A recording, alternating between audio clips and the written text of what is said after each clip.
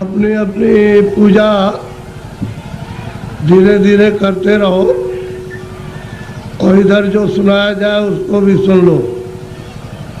पूजा बच्चे बच्चियां अपने करते रहें और जो पूजा कर ले वो यहाँ बैठ जाओ।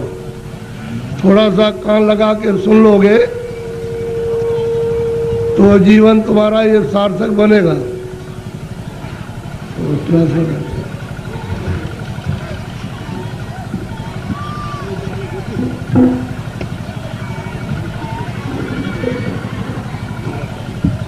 दूर कीजिए, दूर।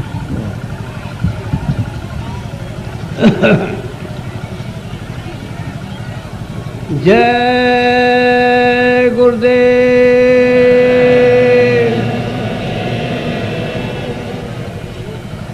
जय गुरुदेव,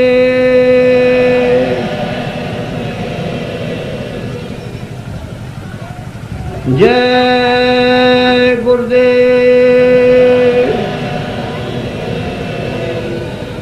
जय गुरुदेव। नाम किसका? जय गुरुदेव। नाम किसका? जय गुरुदेव। नाम किसका? मन तू भजो गुरु का नाम,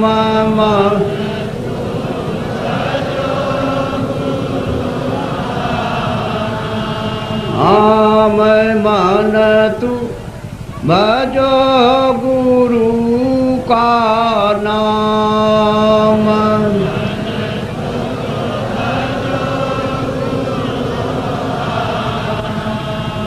दया मेरे से नर्तन पायो,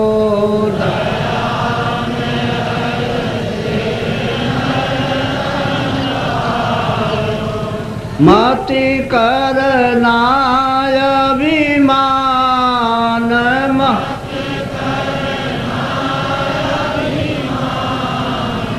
मन तू भजो गुरु का नाम।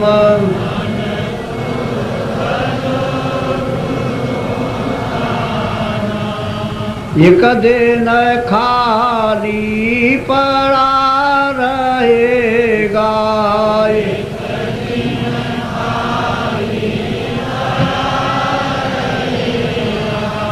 जाई बसे शमशान,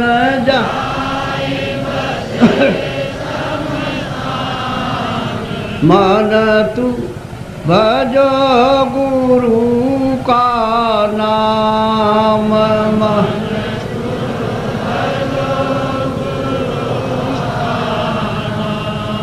जो धन तुझको दिया गुरु ने, जो धन तुझको दिया गुरु ने, इससे कर कछु काम, इससे कर कछु काम, मन तू भजो गुरु का नाम।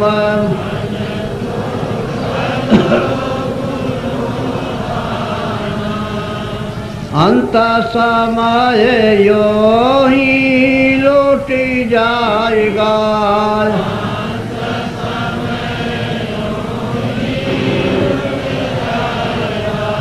संग न जाई छदाम,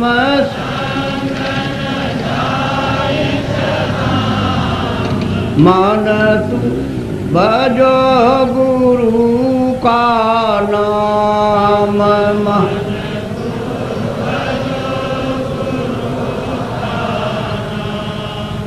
यह संसार रहने का सुपनाय,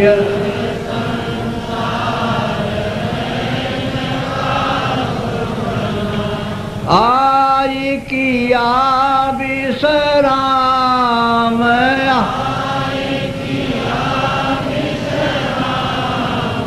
मन तू भजो गुरु का नाम।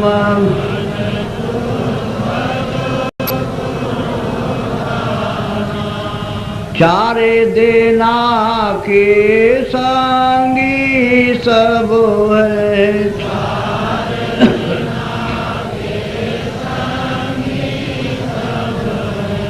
अंत न आवे कामया,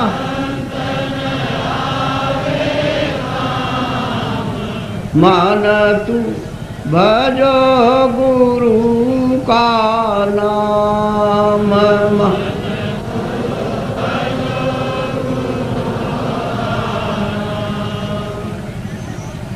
तासे चेत करो सतसंगते,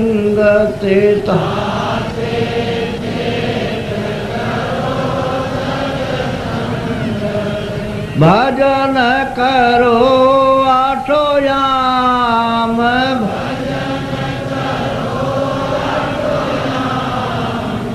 मन तू भजो गुरु का नाम। मान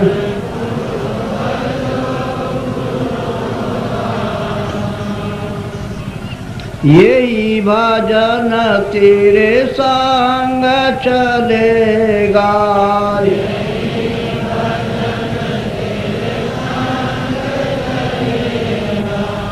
पावेगा या राम,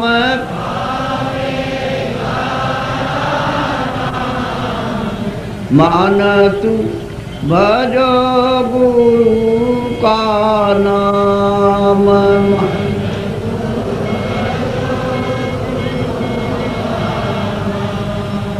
दया मेरे सते गुरु से लेकर,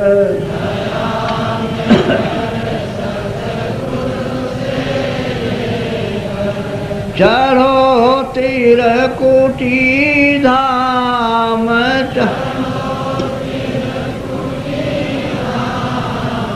मान तू भजो गुरु का नाम।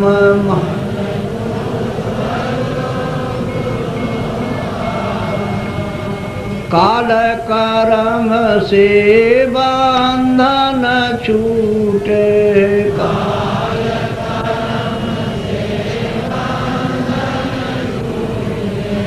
मिले पुरुष सतनाम में, मान तू भजो गुरु का नाम।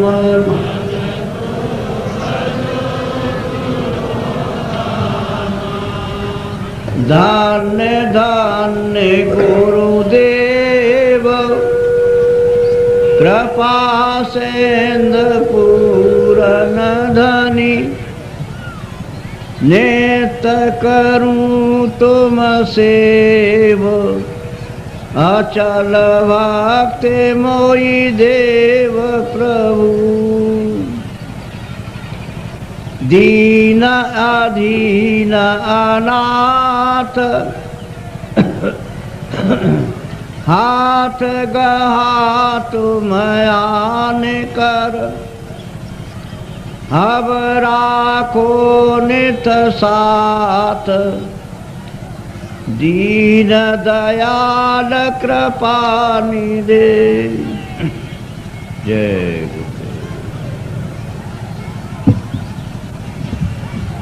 नर नारियों, ये समय बड़े सौभाग्य से कभी कभी किसी को मिलता है,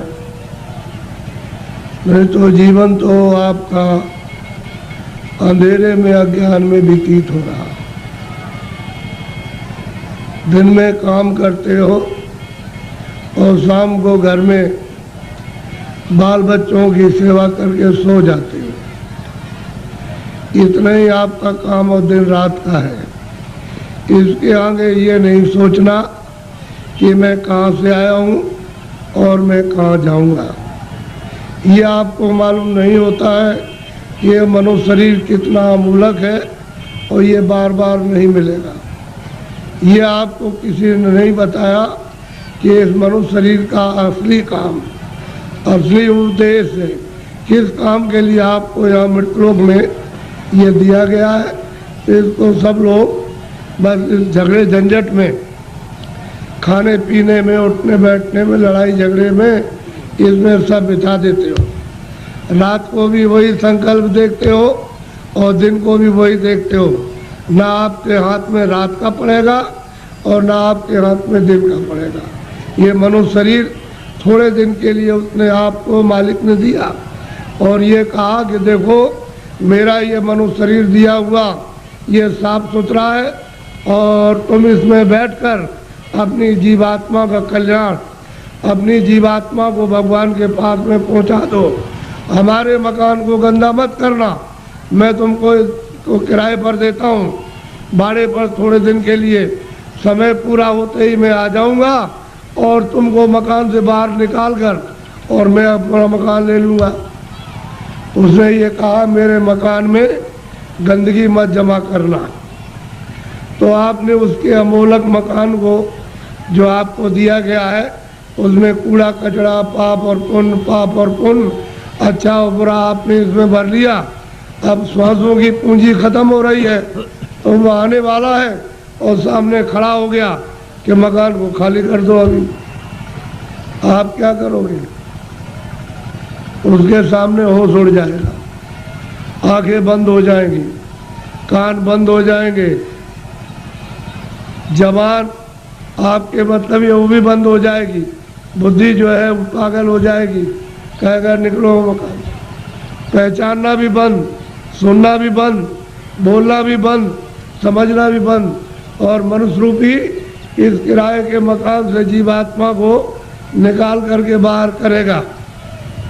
फिर तुमको ले जाएगा और वहाँ पर हिसाब करेगा कि तुमने कितना पाप किया और कितना पुण्य किया। उसी कर्म के आधार पर तुमको पशु में, पंछी में, कीड़ों में जाकर के बंद कर देगा। फिर ये मनुष्य शरीर आपको नहीं मिलेगा। ये अमोलक उसने आपको ये निधि दी है। हमको ये चाहिए कि इसमें जीवात्मा बैठी उसको जगाया जाए।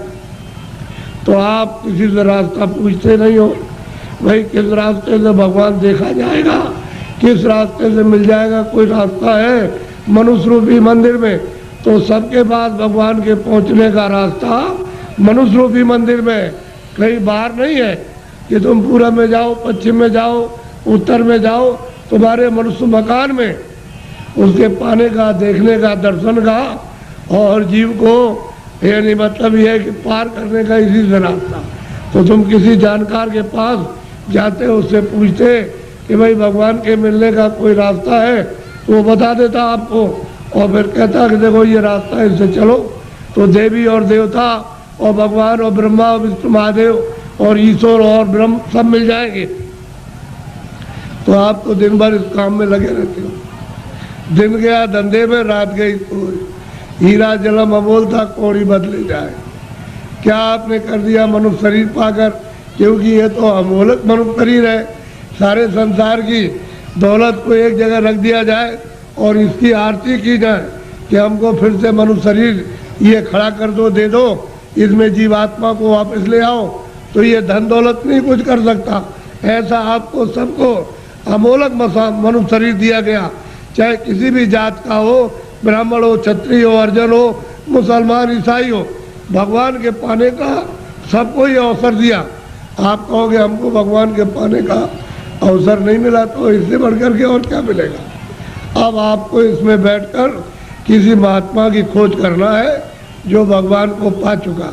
उसको अगर आपने पा लिया और उसके पास पहुंच गए तो भगवान के पाने की आपने इच्छा जगा देगा। और जब इच्छा जाग जाएगी तो आप कहोगे मुझे रास्ता बताइए, तो रास्ता देगा। फिर आप बैठ कर के मनुष्य रूपी इस मकान में फिर भजन करना। जब भजन करोगे तो तुम्हारी दिव्य आँख, ज्ञान चक्षु, तीसरा नेत्र खुलेगा। उस नेत्र से भगवान और देवी और देवता देखे जाते हैं। ये बाहर की जो चर्म आँखें, जो शरीर की आँखें, ये देवी देवता को, स्वर्ग और वैकुंठ को नहीं देख सकती हैं। जब तुम्हारी अंदर की आँख खुल जाएगी, वो उनको देखेगी और उससे मिलेगी और भगवान को देखेगी, तब बेड़ा पार, तब भवसागर से उतरोगे। ऐसे नहीं, मेरी तरफ बड़े ध्यान से देखो। ये दोनों आंखों के बीचों बीच में सब मनुष्यों में ये जीवात्मा बैठी हुई है। इधर देखो आप, ये दोनों आंखों के बीचों बीच में, तो ये शरीर के नाके के ऊपर बैठी है। उधर में स्वर्ग का नाका, इधर मनुष्य शरीर का नाका। तो जो आपको यहाँ बैठाया था और आपसे ये कहा था कि जिसको पकड़ के आए उसको छोड़ना नहीं, तो आप सुख सुविधा में लग गए और ये संसार के ये काम ये करने लगे, ये देखने लगे, सुनने लगे और इन पर्दों को ये कहने लगे ये मेरा है, ये बच्चा मेरा है, खेती मेरी है, पेड़ मेरा और ये मेरा और ये मेरा।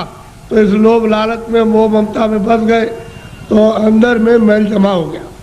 तो अंदर की तुम्हारी जो जीवात्मा की आँख थी एक, वो तो हो गई बंद, अब देखना बंद हो गया और सुनना बंद हो गया। तो दो आंखें तुम्हारी शरीर में और एक जीवात्मा में, तीन आँख हो गई। तीन तुम किताबों में देखो, उसमें लिखा हुआ है कि महात्माओं के पास जाओगे तब तीसरी आँख तुमको मिलेगी, और बिना महात्माओं के गए हुए तीसरी आँख नहीं। और तीसरी आँख से स्वर्ग मिलेगा, वैकुंठ मिलेगा, ईश्वर का दर्शन होगा। इन चर्म आँखों से देवी देवताओं को आप नहीं देख सकते हो। फिर उन्होंने कहा कि भाई देखो ये जीवात्मा बैठी है, उसमें एक कान है और शरीर में दो कान, तो बाहर के कान बाहर की आवाज़ सुन दे और जीवात्मा का कान भगवान की आवाज़ को सुनेगा। तो तुम्हारे घट घट में, मनुष्य रूपी मकान में घंटे और घड़ियाल, आरती, पूजा 2400 घंटे हो रही है। तुमने कभी अपनी जीवात्मा से उसको सुना और देखा? सो रहे हो, ऐसे ही चले जाओगे। न तो ये जमीन जाएगी, न ये बच्चे जाएंगे, न तुमने सोना चांदी जमा किया वो जाएगा, न कपड़े जाएंगे, ये कुछ भी नहीं, सब छोड़ के और तुमको यहाँ से निकाल कर इसी मकान को उठा करके वहाँ जंगल में ले जा कर के शमशान में पहुँचा के जला देंगे। क्या आपके साथ जाएगा? क्या ले आए थे आप? कुछ नहीं, अकेले आए थे। जब जाने लगोगे तो अकेले जाओगे। लेकिन इस माया में, इसमें ऐसे जड़ माया में फंस गए हो कि तुमको अपना होश ही नहीं है कि मैं किस रास्ते से आया हूँ, कैसे वापस जाऊँगा, रास्ता भूल गए। अब महात्मा महापुरुषों की जरूरत है कि वो रास्ता बताए। बिना उनके रास्ता बताए हुए जो जानता है वही रास्ता मनुष्य रूपी मकान में बताएगा। और तुम्हारा ये जो दिल है, ये हृदय जो कूड़ा कचरा पाप और पुण्य का यहाँ भरा, यहाँ नहीं, यहाँ कूड़ा कचरा नहीं है, ये सब यहाँ पर भरा हुआ, उसको महापुरुष साफ करेंगे। और फिर जब सफाई कर देंगे तो मन और बुद्धि और चित्त तुम्हारा निर्मल हो जाएगा। तो जीवात्मा जब साफ होगी तो आँख खुल जाएगी, कान भी खुल जाएंगे, सुनने भी लगना और देखने भी लगना। जब दिखाई देगा तो देवी देवताओं से मिलना भी, उनसे बात भी करना। और जो उसका रचने वाला जो है, जिसने ये सब कुछ बनाया, उस ईश्वर का भी दर्शन साक्षात्कार होगा। लेकिन तुम्हारे मनुष्य रूपी मंदिर में ही उसका घाट है, उसके पास जाने का। ये असली मंदिर है, ये मनुष्य मंदिर है। इसी को जिस्मानी मस्जिद कहते हैं, इसी बाटी को कहते हैं चर्च। इसमें जीवात्मा बैठी हुई और जीवात्मा चेतन है, शरीर जड़ है, इसमें आकर के फंस गई। अब इसको कैसे निकाला जाएगा, वो तो महात्मा जब युक्ति बताएंगे, रास्ता बताएंगे, तो धीरे से ये जीवात्मा मतलब ये जाग जाएगी और निकल के बाहर शरीर से बाहर खड़ी हो जाएगी। कैसे खड़ी होती है? जैसे मृत्यु के वक्त में जबरदस्ती निकाल के बाहर कर दिया, शरीर ये पड़ा। ऐसे ही साधन भजन करने पर जीवात्मा अलग हो जाती है और शरीर ये पड़ा वो अलग हो गई। तभी तो आप परमात्मा को देख सकोगे।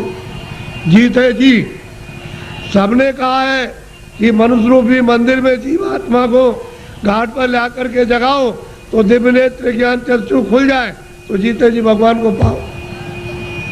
अरे भाई, मीरा ने जीते जी पाया, तुलसीदास ने जीते जी पाया, रैदास जी ने जीते पाया। जब कलयुग में इन लोगों ने जीते जी बहुत महात्मा महापुरुषों ने और सेवकों ने प्राप्त कर लिया, वैसे आप भी कर सकते हो। लेकिन कोई महापुरुष प्राप्त करने वाला मिलना चाहिए। वो नहीं मिलेगा तो जीवन अपना ऐसे ही चला जाएगा। ये जो आप कर्म करते हो ये इंद्रियों का बाहर का कर्म है, जड़। तो जड़ कर्म से जड़ चीज मिलेगी। जड़ कर्म करोगे, इंद्रिया जड़ है, आँख भी जड़ है, कान भी जड़ है, मुख भी जड़ है, हाथ भी जड़ है, पैर भी जड़, ये सारा शरीर जड़ और ये सब सामान जड़ है। तो तुमने जड़ की पूजा, जड़ की प्रार्थना, जड़ का काम और जड़ के कपड़े और जड़ का जल और जड़ की अग्नि, जड़ की वायु, ये सब जड़ का, तो आप इसमें फंस जाओगे तो आपको जड़ चीज मिल जाएगी। और इस जीवात्मा को जब जगा लोगे मनुष्य मंदिर में तो फिर आपको चेतन मिलेगा। जीवात्मा चेतन है, चेतन का चेतन से भजन करोगे तो चेतन मिल जाएगा। ये जड़ है, शरीर जड़ और ये सब साधन सामान जड़। तो आप लोग इसमें उलझ गए और फंस गए। लेकिन ये पूजा जो सच्ची है, आत्म पूजा, परमात्म पूजा, ये आत्मा की और देव पूजा, वो तो आप नहीं कर पाते हो। वो तो मनुष्य रूपी मंदिर से उसका रास्ता है, तब आपको मंदिर मिलेगा। वो तो चमकता है मंदिर, वो तो रोशन मंदिर है। वहाँ तो अंधेरा होता नहीं है, वहाँ तो बिजली जलती नहीं है, सूरज निकलता नहीं है, वहाँ मतलब वहाँ रात्रि होती नहीं है, इस तरह के पाप और पुण्य नहीं। ऐसे मंदिर में पहुंचकर अपनी जीवात्मा से मनुष्य रूपी मंदिर में उसकी पूजा करो, सच्ची चेतन पूजा, तो जीव कल्याण हो जाए सदा के लिए, ये मुक्त हो जाए, छुटकारा पा जाए। और तुम सच्ची पूजा नहीं करोगे तो इसमें फंस जाओगे, तो आपको क्या मिलने वाला? अरे पाप और पुण्य इसका फल पा जाओगे। आप तो पुण्य करते नहीं हो, पापी पाप दिन और रात करते हो, तो बताओ कैसे तुमको फिर ये मनुष्य शरीर मिलेगा और कैसे भगवान मिलेगा? उसने तो कहा मन और बुद्धि और चित्त है ये निर्मल और अंतःकरण निर्मल जिसका हो जाएगा वो मुझको प्राप्त कर ले। तो आपने तो मन बुद्धि चित्त है, अंतःकरण निर्मल नहीं किया। ये तो काम क्रोध लोभ और मोह और अहंकार में फंसे रह गए। इसमें इस गंदगी को अपने ऊपर लाते रहे, पहाड़ों की तरह से लाद लिया, तो इसको उतारेगा कौन? यह सारा जीवन आपका व्यर्थ जा रहा है। मनुष्य शरीर फिर नहीं मिलेगा। चार खाने बनाइए, पशु योनि, पंछी योनि, कीड़ों की योनि, फल की योनि, इसमें से निकाल के उसमें बंद कर देगा। तो कभी कुत्ते की योनि में, कभी बिल्ली की योनि में, कभी चूहे की योनि में, कभी गाय की योनि में, कभी शेर की योनि में, कभी मछली की योनि में और कभी मगर की योनि में, कभी जीव जंतुओं में, इसमें बंद कर देगा। और अपना कर्जा जो आपने लाद लिया उसके देश में वो लेना देना पड़ेगा। ये कर्जा का देश है बच्चा, ये देश अपने घर में जाने का नहीं है।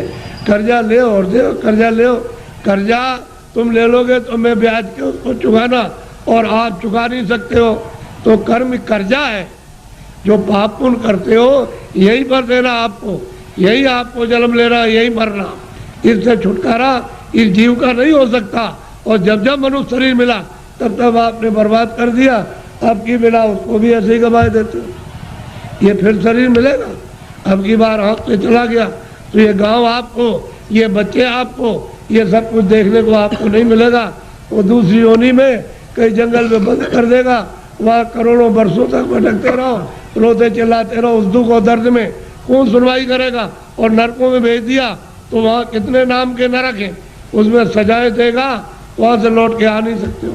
इस मनुष्य शरीर को सार्थक करो। किसी महात्मा की खोज करके उससे पूछो भगवान के मिलने का कौन सा रास्ता है, तो जो जानता होगा रास्ता तुमको मनुष्य शरीर में बताएगा। फिर घर में आके दिन में खेती करो, दुकान और दफ्तर का काम करो, शाम को बच्चों की सेवा करो और 1 घंटे का समय लगाकर मनुष्य रूपी मंदिर में सच्चे भगवान का अपनी जीवात्मा से भजन, तब वो परमात्मा मिलेगा जीते जी। मरने के बाद बच्चा मिलने वाला नहीं है। तुम ये सोचते हो कि मेरे लोग पीछे के चले गए, वो स्वर्ग चले गए, उनकी कोई चिट्ठी पत्री तुम्हारे पास में आई है कि मैं स्वर्ग में पहुंच गया हूं और तुम यहाँ बैठे हुए हो स्वर्ग के दरवाजे पर, और तुमको भी पता नहीं स्वर्ग क्या चीज है। अरे दरवाजे पे बैठे हो, इधर मनुष्य शरीर का दरवाजा, उधर स्वर्ग का दरवाजा, और मनुष्य शरीर में बैठ करके स्वर्ग में नहीं जा सकते हो तो मरने के बाद पहुंच जाओगे। उनकी तो कोई चिट्ठी पत्री नहीं आई कि मैं यहाँ पहुंच गया हूँ, तुम भी चले आना, तुम भी चले आओगे। और न तुम जानते हो कि मेरे जाने वाले घर के कहाँ गए, उसका पता तुमको नहीं है। इसलिए मनुष्य शरीर के द्वारा अगर तुम पहुंच गए स्वर्ग में तो पहुंच गए, और ऊपर चले गए तो चले गए, और नहीं पहुंचे तो स्वर्ग जाने वाले मरने की बात नहीं हो। इसलिए खोज करो कि मनुष्य मंदिर है, ये असली मंदिर में घंटे घड़ियाल 2400 घंटे परमात्मा के बज रहे। लेकिन तुम्हारी अगर आंख बंद हो जाए, कान बंद हो जाए, तो बाहर से न तो सुनाई देगा न दिखाई देगा। इसी तरह से तुम्हारी अंदर की दिव्य आंख और दिव्य कान तुम्हारे बंद हो गए तो सुनाई और दिखाई नहीं देता। तुम्हारे अंदर के वो दिव्य आंख और दिव्य कान खुल जाए तो सुनाई देने लगे, दिखाई देने लगे। मंदिर में सच्ची आरती करो तो खुश हो जाएगा, प्रसन्न तुम्हारा हो जाएगा कल्याण। पूजा करो, प्रेम के साथ पूजा कर लो, लेकिन देवता से ये कहो कि मुझे सद्बुद्धि दो कि मनुष्य रूपी मकान में बैठकर मैं अपनी जीवात्मा को जगाऊं और दिव्य नेत्र खोल करके आपका सच्चा दर्शन करूं। ये ठीक, और मांगो कि कोई महात्मा जानने वाले मिल जाए जो वहां तक पहुंचे हो देवी देवताओं के पास और उस परमात्मा के पास, और वो हमको रास्ता बता दे, और उनकी कृपा से और दया से रास्ता पा जाए हम आपके पास और भगवान के पास पहुंच जाए। ये देवी देवताओं से, गंगा जमुना से प्रार्थना करना चाहिए, और ये प्रार्थना करनी चाहिए कि ऐसी सद्बुद्धि दो कोई पाप कर्म न करे, कोई झूठ न बोले, धोखा न दे, बेईमानी न करे। जितना भी काम करे, नेक काम करे, अच्छा काम करे, पुण्य का काम करे, किसी को सताए नहीं, किसी को मारे नहीं, के घर में किसी के खेत में चोरी न करे। ये देवताओं से प्रार्थना आपको गंगा जमुना में स्नान करते हुए करना चाहिए। अब आपको एक मोटी बात बताएं, आपको सबके सब यहाँ खासकार आए हुए। एक महात्मा जी जंगल में चले गए, खेत पकने वाले थे, ये गेहूं और ये सब चना और जो पकने वाली थी, तो पेड़ के नीचे बैठ गए। किसी गांव के लोगों ने देखा कि ये कौन बैठा, तो गांव में खबर दी, गांव के लोग चल करके आए कि भाई आप कौन है, कि भाई हम तो हिसाब करता है। क्या हिसाब करने के लिए आए कि मुझे किसको चना देना, किसको गेहूं देना, किसको अरहर देना है और किसको कितना मटर देना, ये हम फसल लिखने के लिए आए। फसल लिख लेंगे तो कह लगे आपका हिसाब कब करोगे, कह लगे जब काट कूट करके ले आओगे, और जब तुम माड़ मूड़ करके गेहूं चना मटर अरहर निकालोगे तो मैं हिसाब करने के लिए आ जाऊंगा, मुझे जिसको जितना देना है उतना ही। तो उन्होंने लिख लिया। तो लोग पूछ रहे कि हमको कितना देना है, 40 मन, 80 मन, 100 मन, 60 मन, सबने लिख लिया, अपना लिख करके लेके चले गए। और जब खेत पकने के बाद तो खलिहान में ले गए, तो एक आदमी ने सोचा ये सब झूठी बात है, ये कोई लिखा पढ़ी नहीं करने आता है। उसने क्या काम किया, रात को हंसिया लिया, उसके खेत में से 4 गट्ठा गेहूं उसके खेत में से काट करके अपने खलिहान में जमा कर लिया। उसका तो इतना खेती में होता नहीं था, और तमाम गेहूं जमा हो गया दूसरे की चोरी करके। तो जब वो आ गए बेचारे, खेत काट करके खलिहान में ले आए और भूसे को अलग किया, अनाज को अलग, तो महात्मा जी आ गए और बैठ गए। लोग दौड़ पड़े कि महाराज हमको कितना देना, तो लिखा था 40 मन और 80 मन और 60 मन और 100 मन और इतना देना। चोर चोरी कर ले आया था, वो आया, कह लगे महाराज हमको कितना देना है, कि तुमको 25 मन। कह लगे तोल लीजिए। तो जब तोला गया तो किसी का 25 मन, ज़्यादा एक दाना नहीं, 60 मन, किसी का 40 मन, किसी का 100 मन, सबका जितना जितना लिख लिया था सबका। चोर बोला अरे महाराज ये मेरे कांटे लगे, मैं रात को कांटों में जंगल में गया तो बमूल के कांटे, बेरियों के कांटे, खून निकल आया, ये पैर फट गए, और मैं उसके खेत में से काट करके ले आया। उधर से जौ काटी, मटर काटी, अरहर गेहूं काटा, वो किधर चला गया। अरे कह लगे बच्चा ये मेरे पैर में भी ये कांटे लग गए, ये देखिए लगे हुए कांटे। कह लगे आप क्या करते रहे, कह लगे तू काट कर ले आता था, वहाँ जमा करता था, और मैं यहाँ से जब चला जाता था घर में तो गट्ठा उठा करके उसमें खेत में पहुँचाया करता था। मुझे देना उतना ही है जितना तेरे हिसाब में, और तूने जो ये चोरी की है, ये कांटे तेरे लगे और तकलीफ हो रही है तो तेरी सजा और चोरी की सजा अलग मिलेगी। वो जो तुमने चोरी की है उसकी सजा अलग, और ये कांटे लगे खून निकल आ इसकी सजा। तो कहने का मतलब ये है तुम मन का धन कितना भी खेत काट कर जमीन लेकर ये करके चोरी करके डकैती डालकर रात को छीन करके कितना भी अपना धन घर में ले आओ, लेकिन वो जो हिसाब करता जो कर रहा वो बैठा हुआ है, वो सब उसके पहुंचा देगा। आपको कुछ मालूम रहेगा, आपको नहीं। हमने चोरों से पूछा भाई कितना तुमने चोरी की होगी, हमारे पास चोर भी आते साहब कह देते हमने चोरी की, तो कितना कह लगे 1 पैसा नहीं रहा, सब चला गया। डकैत आए, डकैत से पूछा भाई तुमने डकैती डाली तो कितना जीवन में तुमने लूटा होगा, कह लगे कई करोड़ का, किधर गया, कह लगे 1 पैसा नहीं, हमारा घर का चला गया। घर का गया। तो कहने का मतलब कि हिसाब करता बिल्कुल सच्चा है, जो पाप का भी हिसाब करता पुण्य का भी करता है, ये सब, और उसका ब्याज वो सब आपको देना, वो दूसरे को किसी को नहीं देना। इसलिए ये मनुष्य शरीर अनमोल है, ये बार बार नहीं मिलता। आपकी बार परमात्मा को प्राप्त करने के लिए इस जीवात्मा को इस जड़ से इस शरीर से निकालने के लिए आपको ये दिया गया, और उसने कह दिया है कि मैंने तुमको साफ सुथरा मकान दिया है, जैसा हमने दिया वैसे हमको दे देना। फिर जब वो खड़ा हो जाएगा और तुमने गंदगी भरी तो फिर तुमको मार मार करके इतना मारेगा कि तुम्हारी नस नस को तोड़ देगा, और इतनी पीड़ा होगी कि जन्मत मरण दूसरे तो कोई, जमने मरने में अत्यंत पीड़ा होती है। और उसको निकाल के बाहर करेगा और कहेगा चलो हिसाब कराएं। हिसाब करेगा तो तुम्हारा बताएगा देखो इतनी चोरी की, इतने जानवर मारे तुमने, इतना धोखा दिया, इतने बेईमानी की, तुमने कोई भी पुण्य नहीं किया अपने जीवन में, और चलो इनको ले जाओ उस नर्क में डालो, वहाँ जा करके उस योनि में बंद करो। तो बताओ आप क्या करोगे? बोलो आप करोगे क्या? उससे बच जाओगे? इसलिए जिन जिन देवताओं की आप पूजा करते हो उनसे ये प्रार्थना करो कि हमको ये सद्बुद्धि दो कि हम, मतलब ये है कि कोई धोखा किसी को बेईमानी ना करे, धोखा न दे और अच्छे काम करे। सद्बुद्धि रहेगी तो अच्छा काम करो, आप मेहनत का काम करो, बच्चों की सेवा, आएगा एक सत्कार, और फिर उसके बाद भजन करो कि भजन करने की हमको सद्बुद्धि दीजिए कि कोई महात्मा मिल जाए, या आप ही मुझको रास्ता बता दीजिए तो मैं भजन करने लगूं, तो महात्मा कोई ना कोई मिल जाएंगे, वो रास्ता बता देंगे मनुष्य मंदिर में। तुम फिर भजन सच्चा करना अपनी जीवात्मा से परमात्मा का, तब देखो दिमाग ज्ञान चक्षु खो जाएगा। और यही से बैठ करके रोज स्वर्ग जाओ, रोज रोज वैकुंठ जाओ, और वहाँ ब्रह्मा से मिलो और विष्णु से मिलो और शिव से मिलो।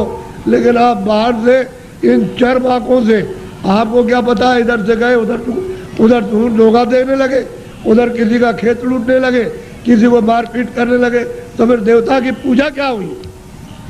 ये मनुष्य शरीर फिर नहीं मिलेगा आपको, अमोला दे दिया गया। इसलिए इसको बचाओ। अभी तक जो कुछ भी किया है गुनाह, अब उनको तो छोड़ दो, अच्छे काम करो, अच्छे काम करो, जीवात्मा को जन्म मरण से बचाओ, 84 से नरकों से, नहीं तो ये जाने वाली है। और मनुष्य शरीर ये खाली होने वाला, ये तो किराए का मकान है।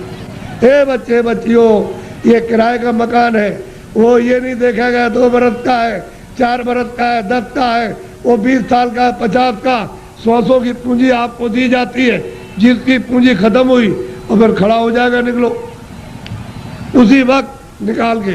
तुमको खेत में रहोगे, खेत में, बाहर रिश्तेदारी में आ रहे रास्ते में, वहीं पर उसी जगह पर सो रहे हो, उसी जगह खा रहे हो, पूंजी खत्म हो गई, उस जगह निकाल बाहर करें। बताओ फिर आप क्या ले आए थे? अच्छा क्या ले जाओगे बताओ? ये किराए का मकान हमारा भी है, हमको भी है खाली कर दो, क्या हम ले जाएंगे? हमारा ये भी नहीं जाएगा, इसके साथ कुछ और जाएगा, एक सुई की नोक नहीं जाएगी। जब ये नहीं जाएगा, वो सामान तो वो पड़ा, ये पड़ा, इसको उठा करके उधर जंगल में फूंक देंगे, उधर ले जा करके, और न ये सामान मिलेगा और न ये उससे मिलेगा, न ये उसको देख सकता है, न सामान इसको देख सकता है। ये भी जड़ है और सामान भी जड़ है। तो फिर चेतन में आप बेचारे चेतन को आपने क्या किया? गड्ढे में डाल दिया। इस चेतन की पूजा तब होगी जब चेतन को जगा लो, जीवात्मा को जगाओ, और दरवाजे पर दोनों आंखों के मध्य में जाग जाए, उसकी गंदगी दूर हो जाए, तब परमात्मा की पूजा करो, तब मिले। सुलभ है, सीधा है, आसान, सब कर सकते हैं। स्त्री, बच्चे, पुरुष, खेत में, खलिहान में, घर में, सुबह और शाम। तुम 1 घंटा समय नहीं निकाल सकते हो 24 घंटे में परमात्मा को प्राप्त करने के लिए, और बस इसी में समय सो करके और खा पी करके बिता रहे हैं। ये धिक्कार है ऐसे जीवन को। तो देवी देवताओं से जिनको आप मानते चले आओ उसे प्रार्थना करो कि हमको सद्बुद्धि दीजिए कि हम भौतिक चीज़ें समझ सकें, और फिर अपनी जीवात्मा को जगाने के लिए कोई ऐसा रास्ता हमको दिखा दीजिए, सुझाव हमको दे दीजिए, तो हम वहाँ पहुँच जाए, वहाँ रास्ता पा करके रास्ते से निकल जाए। तब ये जीवात्मा की गति यानी होगी छुटकारा, तब इसको छुटकारा होगा, तब मुक्ति और मोक्ष मिलेगी। नहीं तो परमात्मा क्या कुछ भी नहीं प्राप्त कर सकते हो, न देवी देवताओं के पास पहुँच सकते हो, न स्वर्ग वैकुंठ में, न मंसूरी पा सकते हो। तो ये भटकती रहेगी जीवात्मा। जैसे पशु पक्षियों में वो भी तो जीवात्मा यही है, इसी मनुष्य शरीर से उसमें बंद की गई। ये कुत्ता हो गए, बिल्ली हो गए, गधा हो गए, चूहा हो गए, ये इसी में से गए। अब उसमें भोगने के बाद फिर इसमें आएंगे तो फिर वही काम करो, फिर उसी में जाओ। तो बस यही लगा रहेगा, आना और जाना, रो चिल्लाओ और कोई तुम्हारी सुनवाई नहीं। अरे कोई सुनता है? आदमी को जंगल में मार रहा, तुम सुन रहे हो उसकी तकलीफ को? पशु बीमार है, उनको आप मार रहे हो डंडे से, और चलो चलो, उसको बुखार चढ़ा, सिर में दर्द है, उसको भूख लगी है, प्यास लगी, वो बेचारा, तुम उससे पूछ रहे हो कि तुमको प्यास लगी है, वो बता देगा? अरे मनुष्य शरीर अमूलक है, ऐसा शरीर फिर मिलेगा नहीं। और कोई ऐसे काम, कोई कर्म नहीं कर रहे हो जिससे मनुष्य शरीर पा जाओ। जो भी कर्म करते हो मनुष्य शरीर से नीचे जाने के, चारों खानों में जाने के और नरकों में जाने के काम कर रहे हो, तब आपको उस समय पर कोई बचाएगा नहीं। न रिश्तेदार, न भाई, न बहन, न पति, न पत्नी, न बच्चे, न बच्चों को माँ बाप, कोई न धन न दौलत, कौन इसको बचाएगा आकर? सब ये अलग अलग पड़ गए, सब अलग हो जाते हैं। इसलिए आप लोग थोड़ा सा कुछ समझ लो कि मैं किस लिए आया हूँ। यहाँ आपके बाईपास पर मथुरा में सत्संग होता है, तो आप जरा सा वहाँ थोड़ा समय दे करके समझ लो। अगर अच्छी चीज़ मिल जाए तो ले लो, और नहीं अपने घर चले जाओ। अमूलक चीज़ मिले तो ले जाओ, और नहीं तो अपने घर में रहो। जहाँ भी मिल जाओ वहाँ चले जाओ, तुमको सुलभ है। मैं आपको ये सलाह दूंगा कि जहाँ भी उस परमात्मा को प्राप्त करने वाले महात्मा इस मनुष्य रूपी मंदिर में मिल जाए वही चले जाइए। तो ये खड़ेर हो गया है, ये मंदिर, ये मनुष्य मंदिर खड़ेर है, इसमें सब बुरी बुरी चीज़ें भरी है, और उनके द्वारा ये निकल जाएगा तो साफ सुथरा, बड़ा सुंदर, बड़ा अच्छा लगेगा उस समय पर। और जीवात्मा जाग जाएगी तो जगमग जगमग जगमग बजा, अंधेरे का नाम नहीं रहेगा, बाहर भी उजाला, अंदर भी उजाला। तब आपकी समझ में आएगा ये संसार क्या है। नहीं भूल भुलैया है, ये छाया, क्षमा करना, ये छाया से लड़के छाया, स्त्री छाया, पति छाया, ये मकान छाया, जमीन छाया, ये पशु छाया, छाया, इसमें से जीवात्मा निकाल दी तो ये पड़ा हुआ क्या करोगे? छाया का रो रहे हो, मेरा बच्चा, मेरा पति, मेरी पत्नी, मेरा माँ, मेरी अरे छाया किसके लिए होते? छाया के लिए। उस जीवात्मा के लिए रोए, उसके लिए सोचा कि इसके अंदर कौन है। अरे भाई मन नहीं, बुद्धि नहीं है, चित्त नहीं, शरीर नहीं, हाथ नहीं, पैर नहीं, आँख नहीं, अरे वो जीवात्मा क्या चीज़ है जो इसमें से निकाल के अलग कर दी? शरीर तो ये पड़ा है, आँख भी है, कान भी, बोलता नहीं, सुनता नहीं, देखता नहीं, हाथ नहीं हिलाता, और तुम मतलब ये है कि इसमें माया की छाया में पड़े हो, मेरी मेरी आय मेरी, ऐसे चले जाओगे आया करते, और कुछ मिलने जुलने वाला नहीं है। इसलिए महात्माओं का सत्संग जरूर सुनो। वो ये नहीं कहते पूजा करो आप देखो, लेकिन उनसे प्रार्थना करो हमको सद्बुद्धि दो, सद विचार दो हमको, और हमको अच्छे कर्म का रास्ता मिले। हम चोरी चमारी इसको बंद कर दे, हम झूठ बोलना, धोखा देना, बेईमानी करना, हमारा काम, हमारा क्रोध, हमारा लोभ, हमारा मोह छूटे। और हमको कोई मिला दीजिए किसी से जो मनुष्य शरीर में आकर रास्ता बता नहीं, आप बता दीजिए। देवता से कहो आप ही बता दो कि ये रास्ता जाने का है भगवान के पास। अगर नहीं बता सकते हो तो फिर किसी महात्मा से मिला दो। हमने इसलिए तुम्हारी पूजा की और तुमको माना कि हमारा आत्म कल्याण हो जाएगा, जन्म मरण से बच जाएंगे, 84 नरकों से बचेंगे। अगर देवता नहीं तो खोज करो महात्मा। मैं किसी को कुछ कहता नहीं, समझ लो अच्छी तरह से सत्य बात, उसको मछली रहती है, कछुआ रहता है उसी में, जीव जंतु उसी जमुना जी में, उसी गंगा जी में रहते हैं। तो आपको ये जानना चाहिए, आप वहाँ जाते हो स्नान करने के लिए तो पाप आपका धुल जाएगा। पाप तो यहाँ जमा है, यहाँ तो पानी नहीं जाता, यहाँ अग्नि नहीं जाती है। तो ये बताओ कि तुम जब यहाँ, वो कैसे धुलेगा? वो गंगा पानी समुद्र का या तालाब का या कुएं का वो धो नहीं सकता, तो यहाँ जमा है इस जगह पर। अब ऐसा गंगा स्नान, वो गंगा, उसमें स्नान करने वाले महात्मा मिल जाए और आपको दिव्य गंगा में, दिव्य जल में स्नान करा दे तो जीवात्मा तब ये निर्मल हो जाए, पवित्र हो जाए, स्वच्छ हो जाए, तो ये जाग जाए, इसकी आँख खुल जाए। अब इसमें नहाते हो, फिर चोरी क्यों करते हो? इसलिए करते हो कि जमुना में हम नहा लेंगे तो हमारी फिर चोरी माफ हो जाएगी। चोरी वोरी माफ नहीं होती, वो तो यहाँ जमा, यहाँ पानी नहीं जा सकता। ये तो शरीर के नाके पर, जीवात्मा शरीर में नहीं है, जीवात्मा शरीर के बाहर, ये यहाँ नहीं है, नाक में नहीं और मुंह में नहीं है, हाथ और पैरों में नहीं, ये दोनों आंखों के ऊपर बैठी हुई है। बस ऊपर में गंदगी उस पर डाल दी, इसलिए रुकी पड़ी हुई है।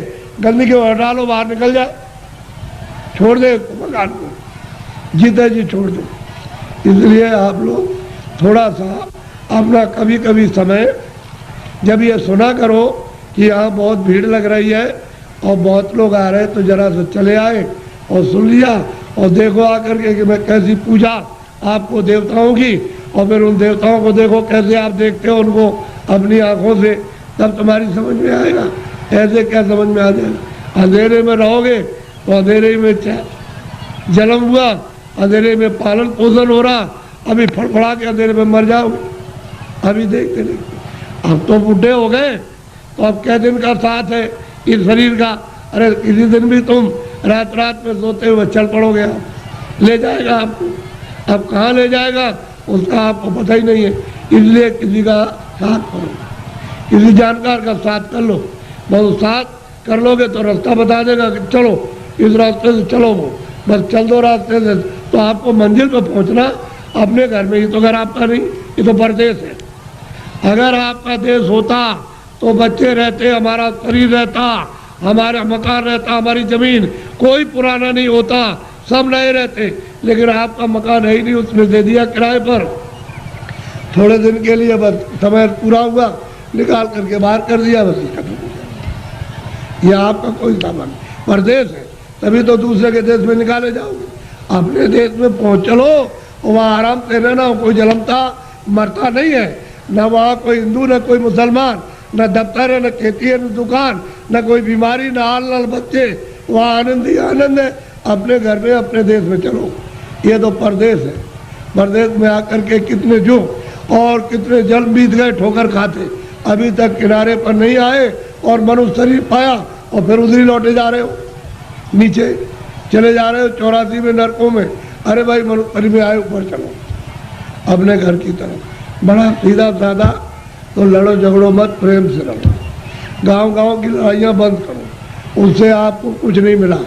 जब गांव में लड़ाई हुई तो घर घर में बैर होने लगा, अब घर घर में लड़ाई होने लगी, और घर घर की लड़ाई अब अपने मन से लड़ रहे हो, और सारा जीवन आपने अशांतमय अपना कर दिया। न सोने में शांति, न कहीं जाने में, न कहीं बैठने में, न किसी से बोलने में, और न किसी देवता के पास में। ऐसा तुमने मकान में ऐसा कुचड़ा बढ़ा, बिल्कुल अशांति की ज्वाला जलने लगी।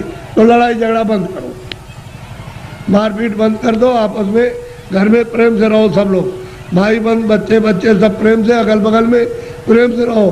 फिर गांव में सबसे प्रेम हो जाए, एक दूसरे के काम आओ, एक दूसरे की सेवा करो, और एक दूसरे का मान मर्यादा, ये सब कुछ रखो।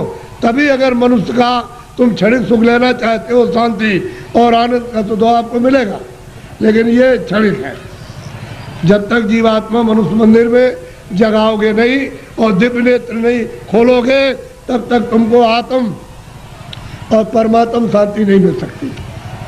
ये कुछ नहीं, ये तो इंद्रियों की क्षणिक, यानी ठंडक आ रही है, उससे मन इंद्रियों के दरवाजों पर बैठ करके वो क्षणिक रस लेता है कि और मिल जाएगा, और मिल जाएगा, धन में और मिलेगा, बच्चे में और मिल जाएगा, इसमें और मिलेगा, उसमें मिल जाएगा, उस काम में, व्यापार में मिल जाएगा। मिलता कुछ नहीं, सिवाय तकलीफ के और कुछ आनंद नहीं मिलता।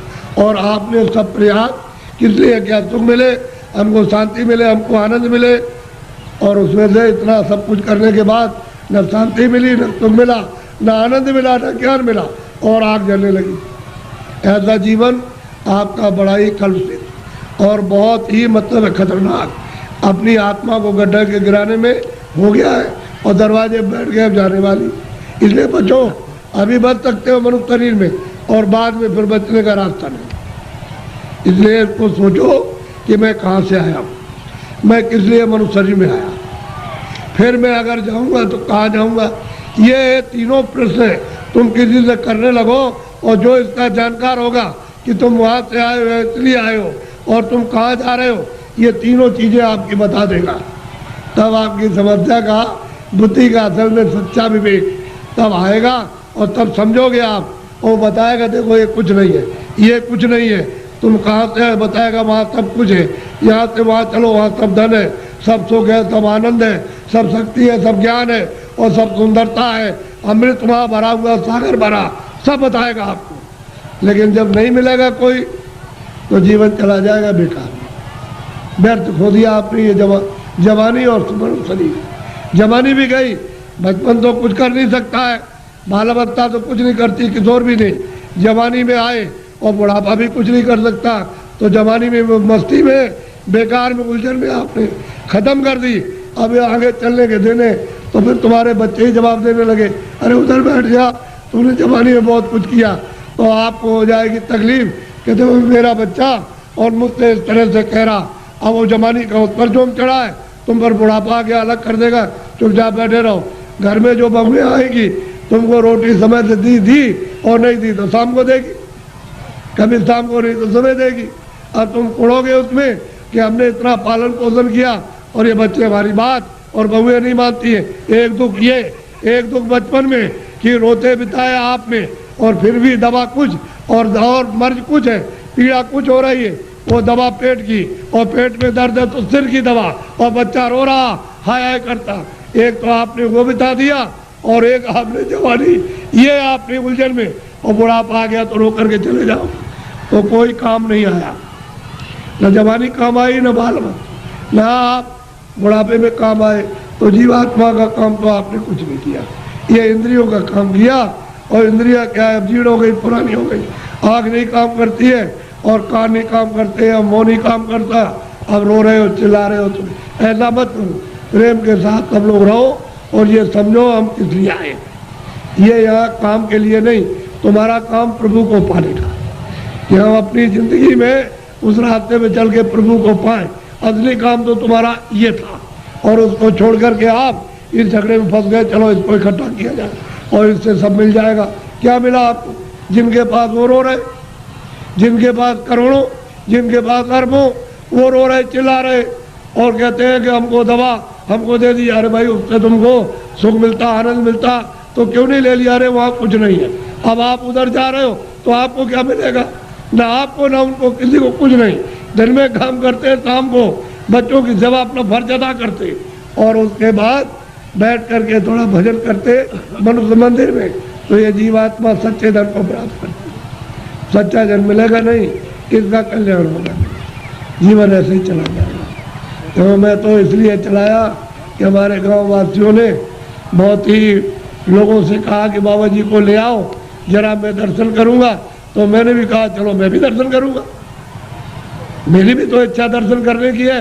अगर आपकी इच्छा हुई है दर्शन करने की, तो मेरी भी आपके दर्शन करने की इच्छा हुई। तो आदान प्रदान का दर्शन, दर्शन देना और दर्शन करना, इसी के बीच में, अरस परस के बीच में अगर कोई चीज़ मिल जाए तो उसको ले लेना चाहिए। कि भाई किसी के पास अमोलक चीज़ है और मिलती है जो सोने चांदी से बहुमूल है, वो अगर उससे मिल जाए तो आपको ले लेना चाहिए। इसी को कहते हैं दर्शन, दर्शन, दर्शन। तो आप देखने आए हो हमको, और हम आपको देखने आए, इसी के बीच में कुछ मिले तो ले लेना चाहिए। और ये नहीं लेगा तुम्हारा दुर्भाग्य, ऐसे ही खाली चले जाओगे, इधर कुछ नहीं, खाली जाओगे कुछ नहीं।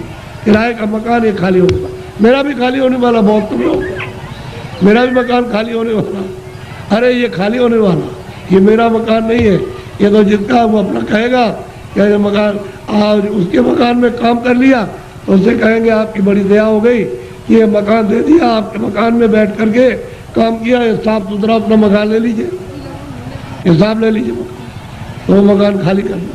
और इसके खाली होते ही संसार खाली हो जाए, कुछ नहीं, गांव खाली हो गया, जमीन खाली हो गई, सामान खाली हो गया, बच्चे खाली हो, सब खाली, कोई किसी का नहीं। ये है दृश्य मृतलोक का। और आप ये सब कुछ देखते हुए समझ नहीं पाते, क्यों? कि आपको समझ का रास्ता नहीं है। कोई रास्ता अगर बता दे, आपको भेद बता दे, तो ये सब समझ आ जाएगी।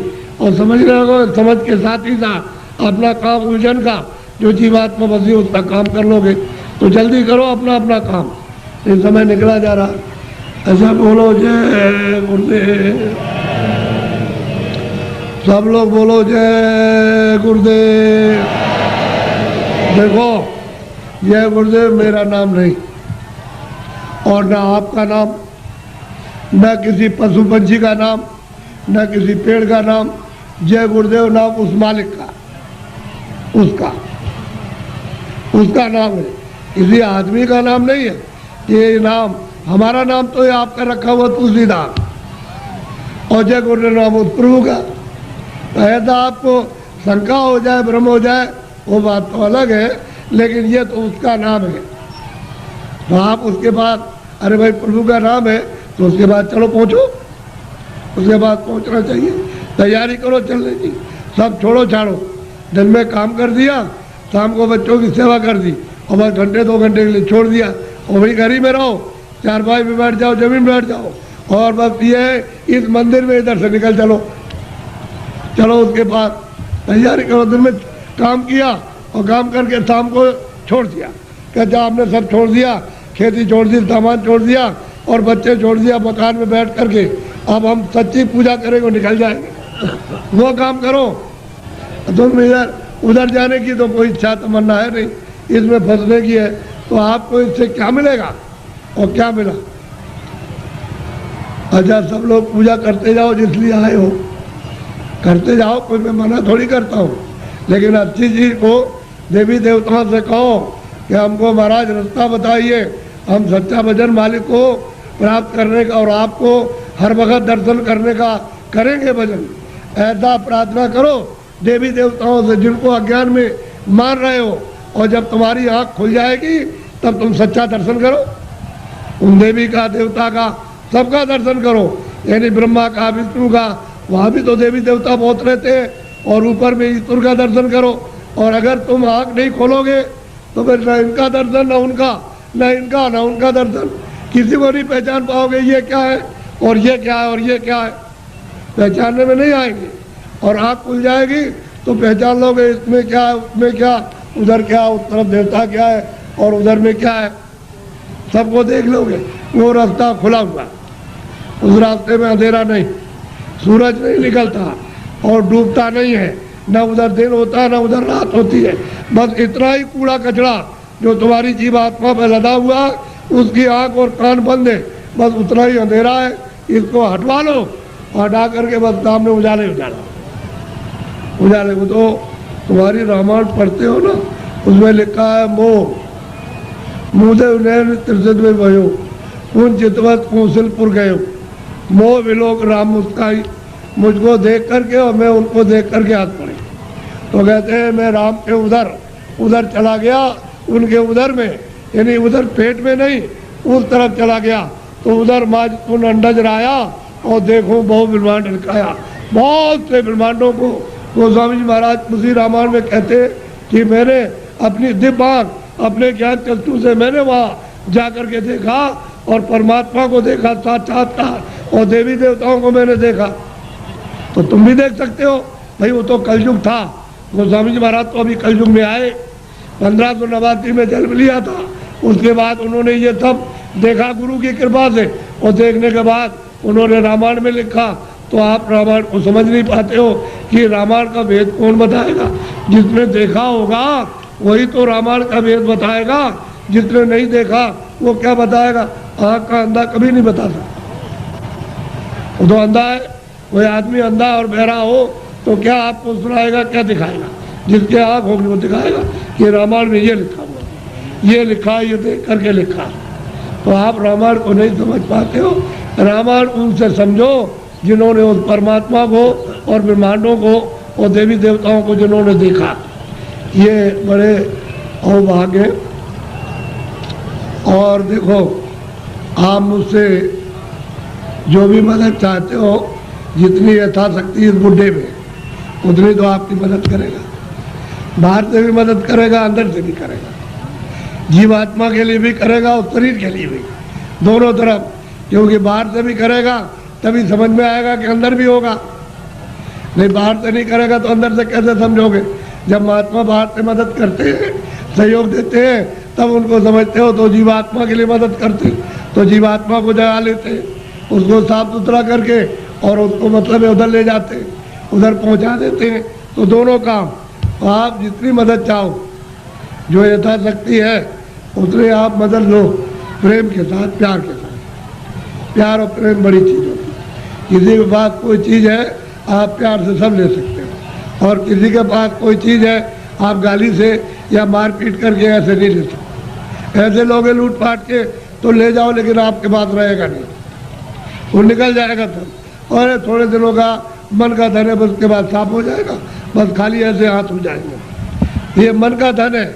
लेकिन प्यार से कोई चीज़ लो, बाहर की उससे भी तुमको कुछ आराम शारीरिक मिले, और अंदर से भी, यानी उससे प्यार से लो तो अंदर से भी अगाध धन है।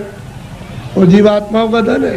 ये बाहर का जो है बरतने का, ये शरीर का है, ये छूट जाएगा और जीवात्माओं का धन रह जाएगा। उसी से जीवात्मा अमर पद को, अमर लोक को प्राप्त कर लेती है, लेकिन वो नहीं मिलेगा तो बहुत मुश्किल है।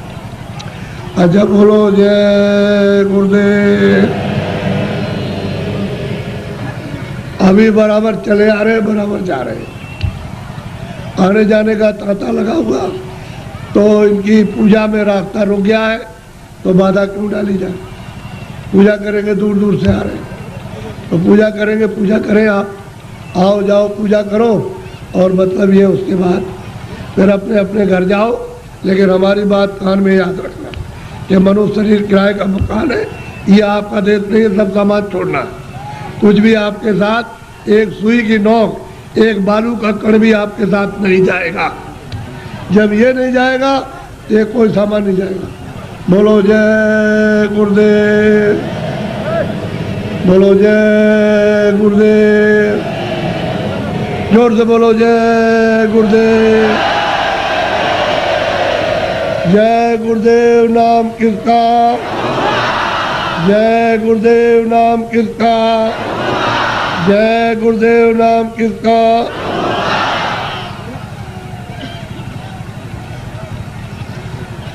आप खड़े हो जाओ।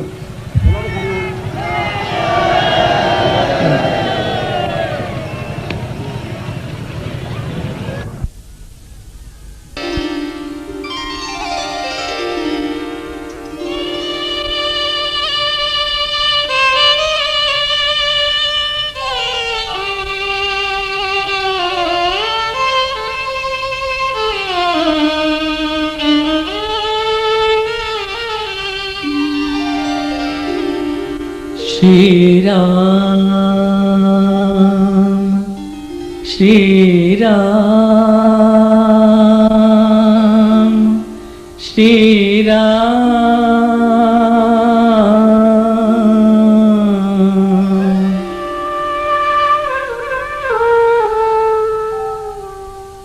श्री राम अहे सुखकारी, सुन शबरी बात हमारी।